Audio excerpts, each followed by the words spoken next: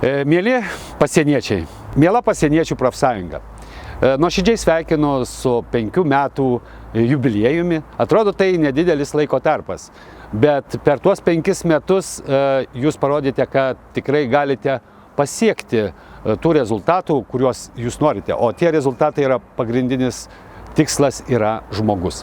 Tai yra pasienietis, kuris atiduoda save kiekvieną dieną dirbdamas tėvyniai, ir tas darbas iš tikrųjų yra labai nelengvas ir ypatingai šiuo metu, kai yra karo agresija, bet džiaugiuosi tuo ypatingai, kad jūs visą laiką randate būdų ir labai konstruktyvių būdų, kaip padėti pasieniečiams.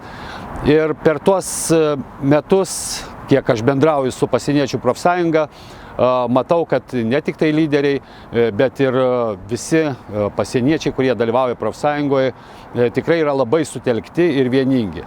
Kas yra labai svarbu, nes nuo jūsų vieningumo, nuo jūsų sutelktumo priklauso ir jūsų pačių ateitis, jūsų darbo kokybė, taip, kad jūs galėtumėt tarnauti tėvyniai, negalvodami apie tai, kaip jums reikės išgyventi šeimose, ar jūs turit priemonių atitinkamų, ar jūs turite priemonių kautis, jeigu reikės.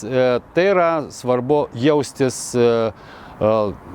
kiek įmanoma geriau savo tarnyboje. Taigi, nuoširdžiai linkiu jūsų profsąjungai ilgų gyvenimo metų.